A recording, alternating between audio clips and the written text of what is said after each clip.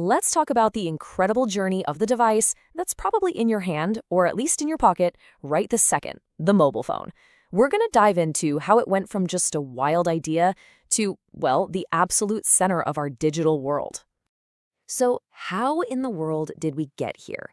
How did we make the jump from these massive, clunky radios you'd see in old war movies to the sleek little supercomputer that connects us to literally everything? Well, that's the exact story we're going to unpack. You know, our story, it doesn't even start with a phone. Nope, it begins with a much older and way more fundamental idea: sending information right through the air with no wires attached.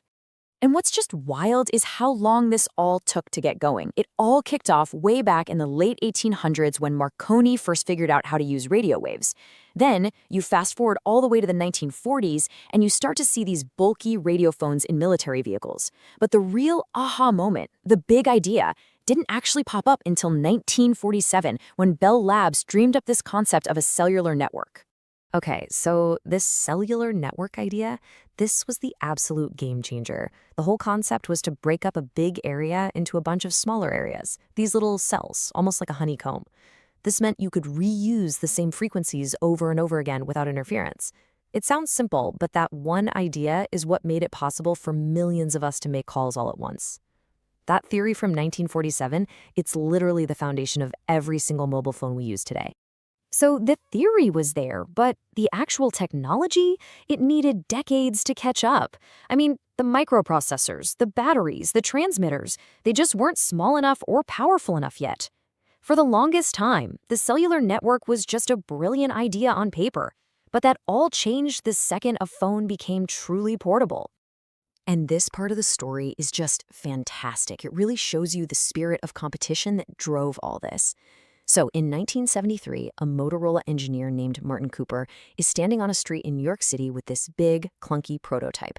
And who's the very first person he calls? His direct competitor over at Bell Labs. I mean, can you even imagine getting that call and realizing your rival just beat you to inventing the future? What a moment. But getting from a prototype to something you could actually buy, that took another whole decade. It wasn't until 1983 that the first commercial mobile phone finally hit the market. And when the Motorola Dynatac 8000X came out, it had a price tag that would make your jaw drop: $4,000. In today's money, that's way over $10,000. So what did all that cash actually get you? Well, you got a brick phone that weighed over 2 pounds. It gave you about 30 minutes of talk time before the battery was totally dead. And its only feature? Making phone calls. That's it. When you put that next to today's phones with their all-day battery and a million other features, the leap is just astounding. All right, so the 80s proved it could be done. But the 90s, that's when things started getting practical. This next era is when everything starts to speed up, and phones began to shrink and get smarter at a crazy pace. The big change here was the switch from analog to 2G digital networks. That didn't just make calls clearer. It unlocked a brand new way to communicate: text messaging. All of a sudden, phones got way smaller, way cheaper, and the batteries lasted forever.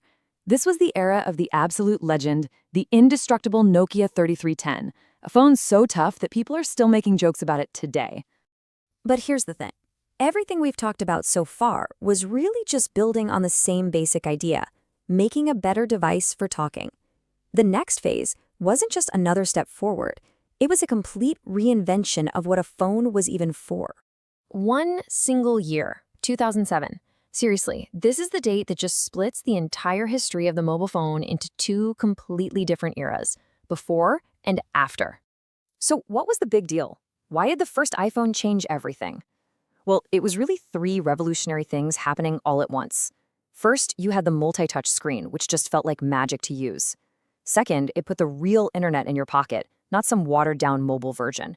And third, and this might be the most important part, the App Store was born, which unleashed a whole universe of software that anyone in the world could create. And that revolution, well, it led us directly to right now, to the present day. The device that started out as just a way to talk to people has now become a true, honest-to-goodness supercomputer that fits in your pocket. I mean, just think about what's packed into our phones today. We've got blazing fast 5G internet, cameras that are good enough for professional photographers, and powerful AI baked right into the system. And that app ecosystem that the iPhone started, now there's an app for every single part of our lives. It's all driven by this huge global battle between giants like Apple, Samsung, and Huawei, who are all pushing the limits of what's even possible. So yeah, we went from a 2-pound brick that only made phone calls to a seamless gateway to our entire digital lives. It's been an incredible journey from brick to brain. And it just leaves you with one final, really fascinating question, right?